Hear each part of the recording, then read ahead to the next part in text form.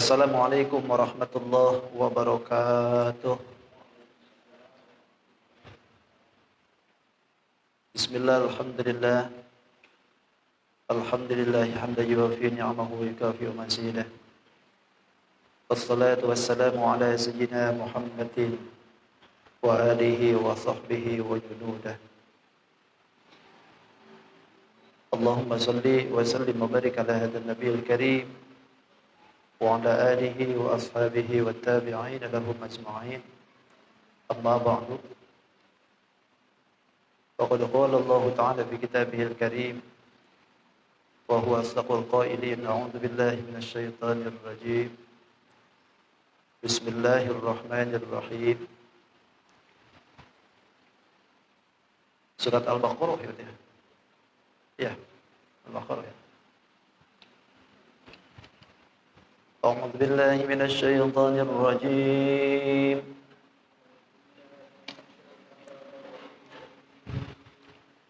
Bismillahirrahmanirrahim.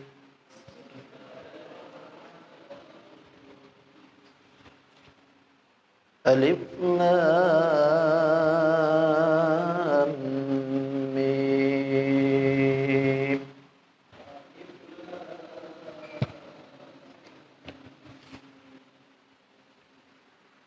Dzalikal kitabu la raiba fihi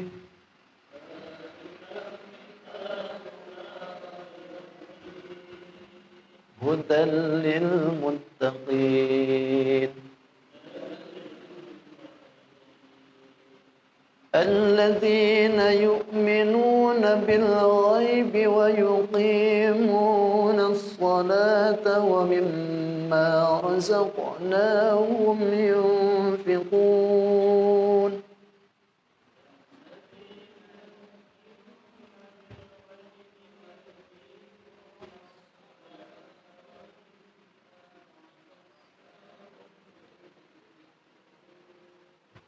والذين يؤمنون بما أنزل إليك وما أنزل من قبلك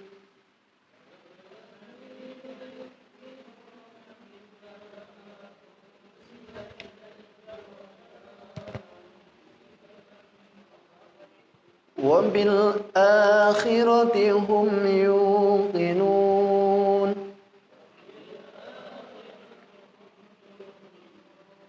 أولئك على هدى من ربهم وأولئك هم المفلحون.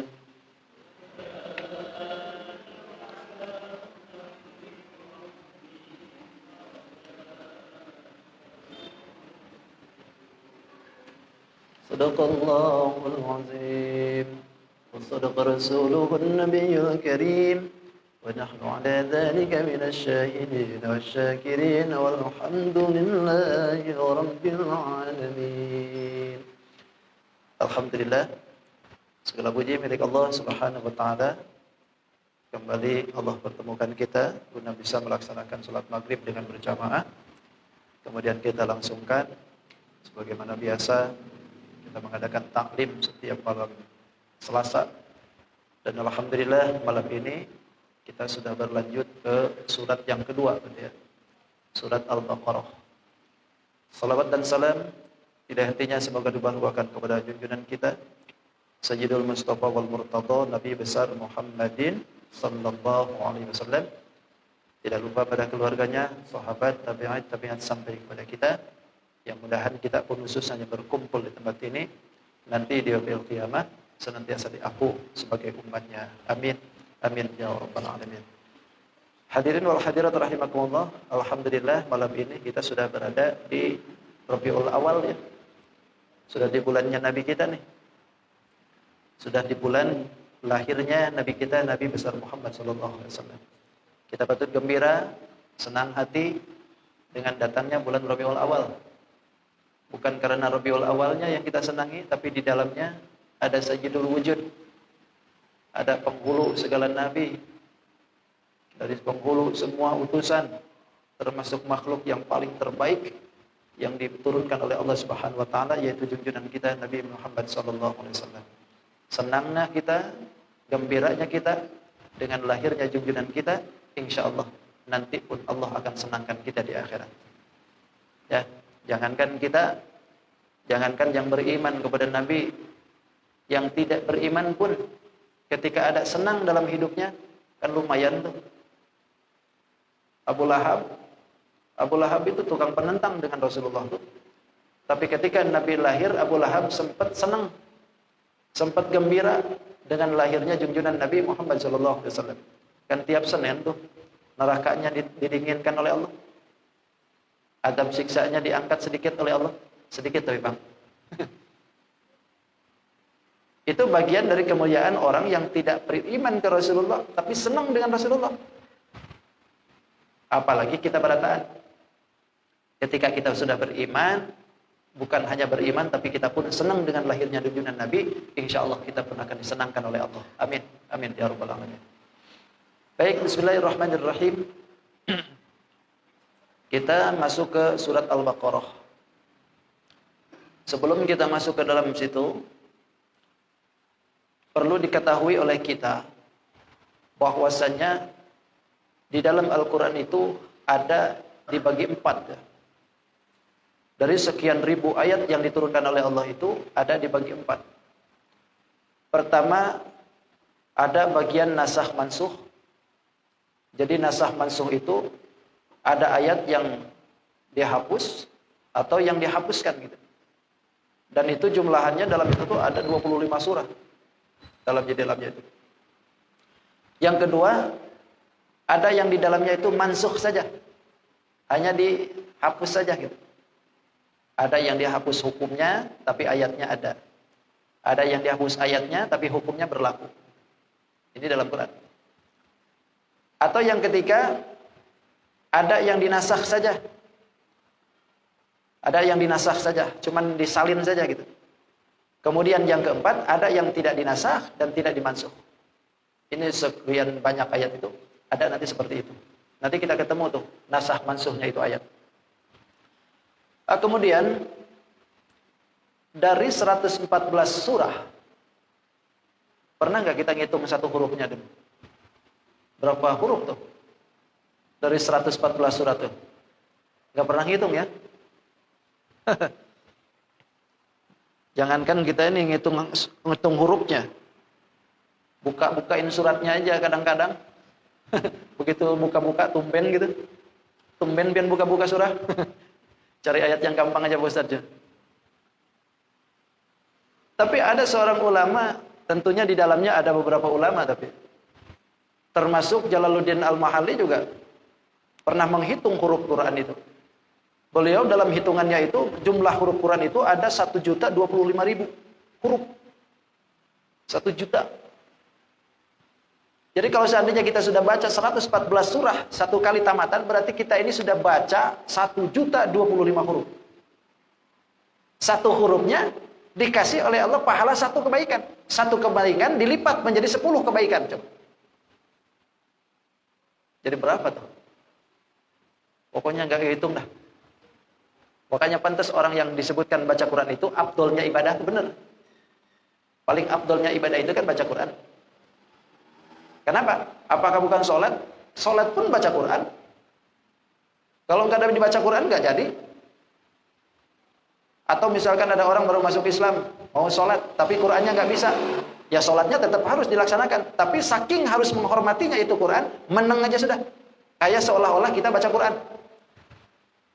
Kalau seandainya dihitung baca Fatihah itu paling tidak misalkan 3 menit. Berarti meneng aja pian 3 menit tuh. Seolah-olah baca Fatihah. Saking harusnya tuh ada Quran di dalamnya. Tapi Imam Asy-Syafi'i berbeda pendapat Imam Asy-Syafi'i itu. Kalau Imam Asy-Syafi'i menghitung ayat huruf Quran itu 1.027.000. Imam Syafi'i. Jadi mungkin perhitungannya ada huruf yang sama atau huruf yang ganda gitu. Tidak dihitung. Bahkan Ibnu Katsir itu lebih rendah lagi. Ibnu Katsir itu menghitung dari huruf itu ada 321.180 huruf. Kalau Ibnu Katsir. Jadi cuma 321.180 huruf Ibnu Katsir. Berarti perbandingannya banyak sekali. Mana yang benar? Wallahu alam, hitung aja sendiri.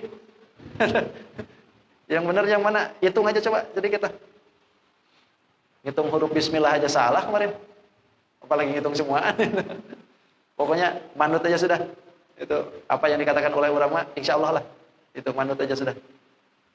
Mana yang benarnya? Allahu a'lam bishawab. Itu mana yang benar.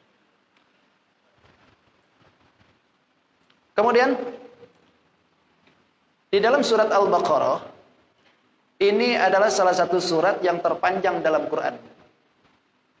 Jumlahan suratnya itu ada 286, ada yang menyebutkan 287. Tergantung dari bismillahnya. Karena di dalam bismillah itu ada yang menyebutkan adalah satu ayat dari setiap surat, ada yang menyebutkan tidak termasuk satu ayat dalam setiap surat.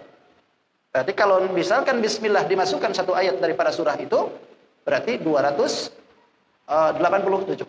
Tapi kalau tidak, berarti 286. Tergantung daripada itunya.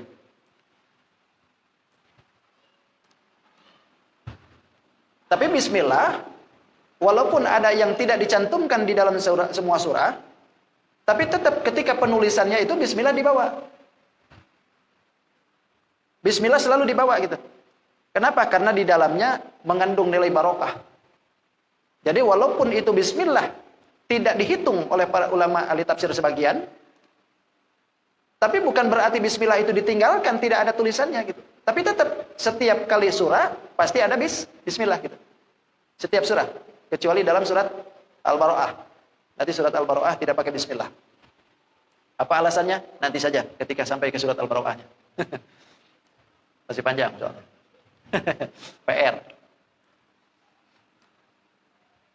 Alasan yang pertama, kenapa itu bismillah dibawa? Setiap surat itu ditulis bismillah. Lantaran pertama adalah bil fasilah, supaya memisahkan antara satu surat dengan yang pertama dengan surat yang kedua, dipisah dengan bismillah. Lalu alasan yang kedua, bil barokah. Karena setiap kali sesuatu yang dianggap baik tidak dibawa bismillah, barokah hilang kan? Sesuai dengan disabdakan oleh Nabi, kullu amrin dibalin la yubda'u fihi bismillahi fahuwa aqta ay abtar ay qalilul barokah. Kata Nabi, setiap perkara yang dianggap baik tidak di dalamnya ada bismillah, maka itu aqta. Aqta itu seperti binatang yang ada kekurangan sedikit. Ada yang putus, tangannya kayak yang putus, buntutnya yang enggak ada. Oh, burung nih, burung. Murai itu besar. Wah, murai kan bagus tuh suaranya tuh. Pak Haji mungkin ada yang punya? Hah? Enggak ada punya. Ada burung murai. Oh, berkicaunya luar biasa. Itu burung kalau seandainya lengkap suaranya indah, harganya pun ratusan juta bisa jadi. Bahkan teman saya tuh bisa dapat mobil gara-gara burung itu. Mobil CR-V. Nih tukeran katanya dengan mobil ulun, pengen burung pian. Burung itunya maksudnya disangkar, bukan dia. Ditukerin tuh, saking indahnya. Tapi kalau seandainya itu burung suaranya bagus, tapi buntutnya hilang, kira-kira berapa tuh? Berani nggak nukerin dengan mobil tadi? Anda. Kenapa? Karena sedikit banyak kekurangan itu. Walaupun indah suaranya, tapi kalau buntutnya nggak ada, hilang sudah, harganya turun. Begitu juga dengan sesuatu yang dianggap baik. Tidak ada bismillah, maka di dalamnya ada yang kurang. Apa itu? Qalilul barokah. Barokahnya sedikit. Itu, barokahnya sedikit. Jadi ada yang hilang. Kalau barokah hilang, ya berarti tidak ada barokah di dalamnya, nggak bakalan jadi bagus. Itu secara pemikiran kita, secara realnya seperti itu. Kalau di dunia kan itu seperti itu. Kemudian tentang isti'adzah. Isti'adzah ini juga tidak kalah pentingnya ya. Setiap kali perkara apa yang akan kita baca, isti'adzah bawa. Tapi bukankah isti'adzah itu tidak termasuk dalam Quran? Ya. Isti'adzah memang bukan daripada ayat Quran. Akan tetapi ketika kita mau baca Al-Quran, disunnahkan ada isti'adzah. Bahkan kalau secara hukum usul fikih ya, di dalam Al-Quran kan ada yang menyebutkan faidza qara'tal Quran fasta'id billahi minasyaitonir rajim. Faidza qara'tal Quran, bila mana engkau mau membaca Al-Quran, fasta'id billah, mintalah perlindungan ke Allah. Kan itu ta'awudz. Mintalah perlindungan kepada Allah minasyaitonir rajim, daripada setan yang diranjam atau yang dikutuk, yang dilaknat. Disuruh oleh Allah kita minta perlindungan ketika baca Quran. Bahasanya fasta'id billah. Fasta'id itu kan fi'il amar. Mintalah engkau. Fi'il amar tuh, menyuruh. Nah, di dalam usul fikih menyebutkan al aslu fil amri wujub. Setiap asal yang ada di dalam Al-Qur'an hukumnya asalnya wajib. Berarti kalau dikejar ke situ, minta perlindungan ke Allah itu hukumnya wajib. Kalau lihat dikejar ke usul fikih. Itu. Makanya selalu ta'awudz itu dibawa. Walaupun di dalam surat Al-Baro'ah itu tidak baca bismillah, tapi ta'awudz ada. A'udzu billahi minasyaitonir rajim. Bara'atun minallah. Atau a'udzu billahi minan nas, di dalam di pinggirnya itu. Itu selalu dibawa. Bahkan Imam Syafi'i, Imam Malik, Imam Ahmad bin Hanbal itu menyebutkan nilainya sunnah. Bawa bismillah. Bahkan Imam Ahmad itu baca ta'awudznya itu a'udzu billahis samii'il 'aliim minasyaitonir rajim. Kalau kita kan a'udzu billahi minasyaitonir rajim. Kalau Imam Ahmad a'udzu billahis samii'il 'aliim minasyaitonir rajim. Tambahin lagi.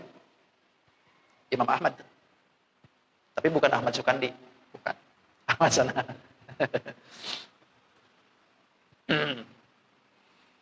Bahkan Imam Atha itu menyebutnya wajib bahkan. Imam Atha itu menyebutnya wajib baca ta'awudz itu. Kenapa? Karena mungkin mengejarnya ke alasan usul fikih tadi itu. Oke, kalau putar-putar di situ nggak bakalan habis nih. Habis waktu kita. Ya, itu biarlah urusan untuk santri saja ya. Kalau di forum seperti ini nggak bakal selesai. Memang tafsir itu harus dibuka sebetulnya, awal-awalan pun juga harus dibuka. Nasakh mansukh, mutasyabih, ayat-ayat mutasyabihat itu perlu diterangkan dulu sebetulnya. Tapi nggak apa-apa lah, nanti sambil jalan aja. Karena kalau diterangkan itu nggak bakal masuk-masuk. Gitu. Kekawan wujud nanti. Baik, bismillahirrahmanirrahim. Surat Al-Baqarah ini salah satu surat yang panjang tapi diturunkan di Madinah. Kebiasaan biasanya ya, kebiasaan kan kalau surat-surat yang panjang itu memang di Madinah. Kalau di Mekah itu surat yang pendek-pendek. Tapi di dalam turun di Madinah itu ada dua surat yang panjang itu. Di antaranya adalah surat Al-Baqarah dengan surat Ali Imran. Itu surat yang paling panjang itu diturunkan di Madinah. Nah, dimulai dari ayat ini, dimulai dengan kalimat hijaiyah, dengan huruf hijaiyah, dengan bahasa alif, lam, mim, gitu. Ini kalau bahasa tajwid kan hukumnya apa nih? Mad lazim, harfi musyba, mustaqal. Mad panjang, lazim harus, musyba penuh, mustaqal berat. Gitu. Karena di dalamnya ada mengandung idgham. Alif lam mim. Gitu. Sepakat ahli ulama qori itu 6 harokat sepakat. Tidak boleh kurang. Di dalam Al-Qur'an yang dimulai dengan kalimat seperti ini banyak. Kalau lihatin di dalam tafsiran itu ada 29 surah yang dimulai dengan kalimat seperti ini. Dari 29 surah itu diambil oleh Allah Subhanahu wa taala hurufnya itu setengahnya dari huruf hijaiyah. Huruf hijaiyah kan 28. Diambil setengahnya. Yang dijadikan oleh Allah huruf-huruf seperti ini 14. Kan setengahnya tuh. Dari yang 29 itu kan ada yang dimulai dengan alif dan lam seperti ini. Ini jumlahan surat 13 surat ini. 13 surat ada yang disebutkan alif lam mim seperti Al-Baqarah, Al Imran kan begitu. Ada yang disebutkan lagi dalam surat Al-A'raf alif lam mim shad. Al-A'raf. Ada lagi di dalam surat Yunus alif lam ra Yunus. Ada lagi dalam surat Hud sama. Pokoknya dimulai dengan alif lam tuh. 13 surat. Ada alif lam mim ra, ar-ra'du. Ada yang disebutkan alif lam mim. Itu sama 13 surah. Ada yang kedua yang dimulai dengan ha dengan mim. Ini jumlahan surat 7 surat. Ha mim Al-Fussilat. Ada lagi ha mim. Ha mim gitu.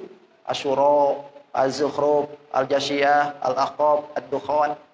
Itu dimulai dengan ha dengan mim. 7 surah tuh. Ada lagi yang disebutkan di dalamnya itu dimulai dengan to. Ini 4 surat. Toha, to, sin, mim gitu. Terus to, sin, mim. 4 surat. Ada yang dimulai dengan kaf, cuma 1 surah. Kaf ha ya ain sad Maryam. Ada yang dimulai dengan ya, cuma 1, Yasin. 1 aja. Ada yang dimulai dengan sad saja ada, surat sad. Sad, ada qaf, ada nun. Cuma 1 tuh. Nah, itu semua jumlahnya 29 surah. Ayat-ayat yang dimulai dengan seperti ini. Lalu kita bertanya, apa tujuannya gitu? Allah memberikan huruf-huruf seperti ini. Pertama, Allah memberikan huruf-huruf seperti ini memberitahukan, seolah-olah memberitahukan bahwa ini ayat Quran itu betul-betul dari Tuhan. Buktinya mana? Buktinya setiap huruf yang diturunkan oleh Allah Subhanahu wa taala ternyata musyrik pada waktu itu tidak bisa meniru.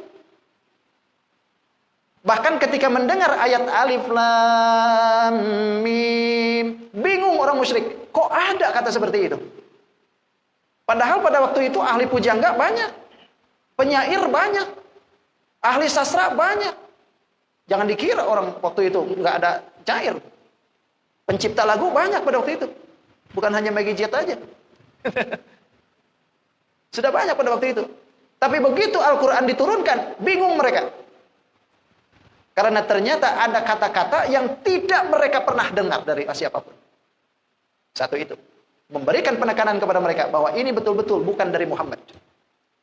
Lalu yang kedua, Allah berikan seperti ini tuh untuk menantang. Untuk menantang ya. Karena bila mana Allah menantang berarti ada yang ditantang. Ketika ada yang ditantang berarti ada juga alat untuk penantang. Siapa yang menantang? Allah. Siapa yang ditantang? Orang musyrik. Apa alatnya untuk menantang mereka? Al-Quran. Ditantang oleh Allah Subhanahu wa ta'ala.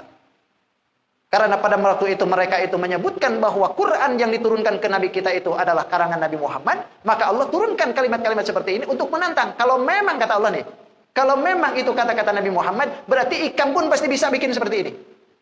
Coba, kata Allah. Makanya kan diturunkan oleh Allah. Qul la in ijtama'atil insu wal jinnu ala ayyatuna bimithli hadzal Qur'an la ya'tuna bimithlihi. Kata Allah, qul katakan ya Muhammad, la in ijtama'atil insu wal jin. Kalau seandainya jin dengan manusia kumpul semuaan. Untuk apa? Ayyatu bimithli hadzal Qur'an. Untuk mendatangkan seperti Quran ini dah. La ya'tuna bimithlihi. Tidak akan bisa menyamain itu Quran. Jangan, nggak tanggung. Bukan hanya golongan musyrik saja. Semua manusia, jin, kumpul, bikin seperti Quran. Kalau memang kalian menganggap Quran itu adalah ciptaan Muhammad, karangan Muhammad, ayo kata Allah. Coba datangin. Ini kan tantangan nih. Walaupun pada waktu itu ada juga musyrikin yang berani. Yang berani nih mengambil tantangan ini. Dia bikin ayat tuh. Tapi belum juga dikelarkan ke orang lain, dia sendiri baca itu ayat, ketawaan dia. Sebelum diketawain orang, dia sendiri begitu baca ciptaannya, ketawa sendiri dia. Kenapa? Kok tidak sama ya dengan Muhammad ya? Tidak sama dengan Nabi Muhammad itu. Makanya didatangkanlah kalimat alif lam mim ini untuk menantang mereka. Kata Allah, ayo. Kalau memang itu ciptaan Muhammad, datangin. Bahkan bukan hanya sequranan kan. Allah minta cuma satu ayat aja. Satu ayat aja. Kalau engkau memang itu menganggap itu karangan Muhammad, coba deh satu ayat aja datangkan kita. Gak bakal bisa. Nah, itu berarti menandakan bahwa kita ini tidak akan bisa campur tangan dengan kehendak Allah. Makanya kata Allah, "Dzalikal kitab." Ini kitab. La raiba fi. Tidak ada keraguan di dalamnya. Hudan sebagai petunjuk lil muttaqin, bagi orang yang bertakwa. Coba bahasanya begini. Kalimatnya pun pakai dzalikal kitab. Kenapa tidak menyebutkan hadzal kitab gitu? Padahal kalau kalimat dzalika itu kan biasanya ditasarufkan atau diolahkan untuk sesuatu yang jauh. Padahal kitab ini ada di depan kita. Tapi kalimatnya dzalika gitu. Kenapa tidak hadzal kitab? Ini loh kitab. Tapi memakai kalimat dzalika. Untuk apa ini tujuannya? Pertama, Allah memberitahukan kepada kita bahwa memakai kalimat dzalika itu memberikan isyarah bahwa ini adalah Quran yang agung. Agungnya Quran, walaupun ini dekat di hadapan kita, tapi marfu'un rutbatin. Martabatnya ditinggikan oleh Allah. Kenapa? Supaya tidak sama. Kalau seandainya ini Quran tidak digitukan pakai kalimatnya, seolah-olah sama dengan kita. Padahal ini Quran adalah kalamullah. Jadi marfu'un rutbah. Artinya tinggi martabatnya. Saking tingginya kayak jauh gitu. Makanya dzalikal kitab, tidak pakai kalimat hadzal kitab. Hebat Allah tuh. Yang kedua, azimul qudrah. Azimul qudrah itu agung kedudukannya. Kalau agung kedudukannya ya harus beda dong. Kan gitu. Kita sebagai orang yang sudah diberikan jabatan, ya harus beda dong kedudukan kantornya. Kan begitu. Jangan disamain dengan karyawan. Paling tidak kan begitu. Itu logika dunia. Ini Quran kalamullah. Ketika diturunkan oleh Allah, supaya percaya bahwa ini adalah kalamullah, dibedain. Makanya dzalika seolah-olah jauh, padahal bukan jauh. Dekat sebetulnya ada, tapi martabatnya jauh dengan kita. Itu. Ya, seperti Allah menyebutkan di dalam Al-Quran ini. Ya ayyuhalladzina amanu. Pakai kalimat iya. Padahal menurut secara nahwu, kalimat iya itu diperuntukkan untuk orang menyeru yang jauh. Ya, sini. Kan gitu. Tapi ini, Allah masa jauh sih? Kan Allah itu aqrabu min hablil warid kan? Lebih dekat daripada urat tenggorokan. Kenapa pakai kalimat iya? Seolah-olah jauh, orang yang beriman sini. Seolah-olah begitu kan? Kenapa pakai kalimat iya? Lantaran Allah mau membedakan antara makhluknya dengan Khalik. Bukan berarti Allah itu tidak dekat sebetulnya. Tapi makhluk dengan Khalik jauh. Gitu. Beda gitu. Hebat ya kalimatnya. Baru dari aja tuh. Sepeda tuh habis waktu. Hah? Berapa menit lagi?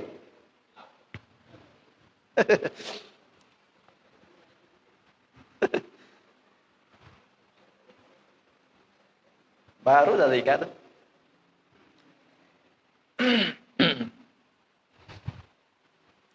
Makanya ada orang yang ketika dia itu musuh Islam, tapi begitu dia mau merusak Islam, kata dia dalam pikirannya, kalau saya mau masuk Islam berarti harus pelajari dulu apa sih kitabnya Islam itu. Dipelajari itu, dibuka Quran aja. Begitu ayat pertama ini, dzalikal kitabul la raiba fi. Baru sampai situ langsung gemeter kakinya. La raiba fi, tidak ada keraguan di dalamnya. Hudan, petunjuk lil muttaqin, bagi orang yang bertakwa. Seketika itu geluluh, kakinya mendadak jadi gemetar, seketika itu mengucapkan 2 kalimat syahadat. Baru satu ayat tuh. Orang memusuhi muslim, begitu baca kitab baru satu ayat melangkah ke situ, langsung iman ke Allah. Ini orang Islam, sudah beberapa kali bolak-balik, gak mau sholat juga. Kan bingung.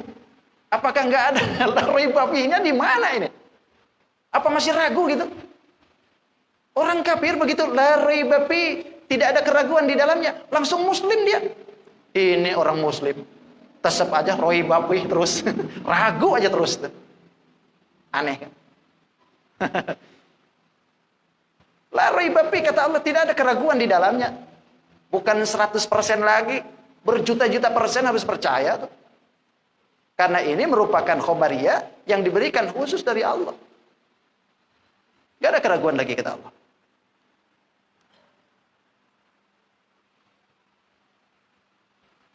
Bahkan pertama, Quran diturunkan itu hudan lil muttaqin. Petunjuk bagi orang yang muttaqin. Sebagaimana yang telah disebutkan di dalam surat Al-Fatihah kemarin. Bahwa apa yang ada di dalam Fatihah itu, sejatinya itu sudah merupakan wakil daripada seluruh Qurannya. Karena di dalam Al-Fatihah itu sudah disebutkan semua apa yang akan disebutkan di dalam Al-Quran itu di Fatihah sudah dimulai itu. Sebagai contohnya ya seperti ini. Ihdinas siratal mustaqim. Kan minta hidayah. Hidayah itu petunjuk. Nah, penjabaran daripada ihdina itu diantaranya ada hudal lil muttaqin. Petunjuk bagi orang yang muttaqin, yang bertakwa, yang mau mengikuti akan perintahan Allah dan menjauhi segala apa yang dilarang oleh Allah Subhanahu wa taala. Itu muttaqin itu disebutnya. Allah sebutin tuh kalimat muttaqin coba. Kenapa disebutkan muttaqin? Karena ada makom khusus. Ketika orang itu sudah pangkatnya jadi muttaqin, berarti naik tuh derajatnya. Di samping dia percaya dengan apa yang diturunkan oleh Allah dalam Al-Quran, juga pangkatnya jadi naik tuh. Kalau orang yang muttaqin itu, begitu dia ibadah, tidak lagi kanan kiri, itu muttaqin disebutnya. Bukan pengen pahala, bukan takut surga. Pokoknya ketika Allah laksanain dia untuk melaksanakan ibadah, dia ibadah saja. Kenapa? Karena tugasnya itu. Itu muttaqin tuh. Jadi kalau masih kepaksa, berarti belum muttaqin berarti ya. Kenapa pian sholat? Takut aja pang dengan nerakaku. Berarti belum sampai ke sini. Makanya di dalam kalimat muttaqin itu ada muttaqin ibtida, ada yang muttaqin tawassut, ada intiha, paling tinggi. Cuman habis waktunya. Habis waktunya. Tapi Pak Ustaz, salahkah kalau seandainya kita ini ibadah takut dengan neraka? Enggak salah. Enggak salah. Itu pun muttaqin, tapi ibtida baru mulai. Gitu. Kalau orang sudah intiha, enggak tinggi itu lagi, sudah. Enggak takut lagi dengan itu. Pokoknya kita ibadah itu hanya semata-mata lillah. Soal urusan surga dengan neraka, itu Allah yang jamin. Kenapa? Karena Allah tidak mungkin memasukkan orang yang muttaqin ke dalam neraka. Enggak mungkin. Walaupun bisa saja. Sebaliknya kalau orang itu ada muttaqin, ketika dijadikan ahli neraka, bisa jadi kok oleh Allah dibalikin. Karena itu bimasyiatin. Itu kalimat muttaqin. Tapi kalau kita bagaimana? Ya sudah, semampunya kita di mana? Baru takut dengan siksa, ya nggak apa-apa. Baru takut dengan di situ juga, alhamdulillah. Gitu. Daripada nggak takut sama sekali, lebih bahaya nanti. Gitu. Jadi muttaqin dan sebagainya. Belum selesai, tapi kena Isya. Ya, Insya Allah kita sambung lagi di Selasa yang akan datang.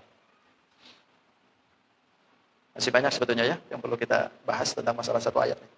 Tapi karena waktu juga yang memisahkan kita, insya Allah kita sambung lagi di tahap yang akan datang. Shadaqallahul adzim wa shadaqa rasuluhun nabiyul karim wa nahnu ala dzalika minasyahidin wa syakirin walhamdulillahi rabbil alamin. Hadanallahu wa iyyakum ajma'in. Khutbah safa wa damakatar. Assalamualaikum warahmatullahi wabarakatuh. Allahumma shalli wa sallim ala sayyidina Rasulillah ajma'in. Bismillahirrahmanirrahim. Alhamdulillahi rabbil alamin. Wassalatu wassalamu ala asyrafil mursalin sayyidina wa maulana Muhammadil amin.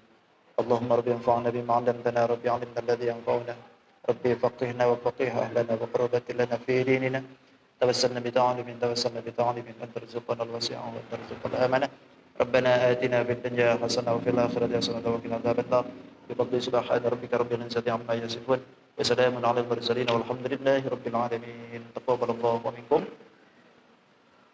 Subhanakallahumma wa bihamdika asyhadu an la ilaha illa anta astaghfiruka wa atubu ilaik.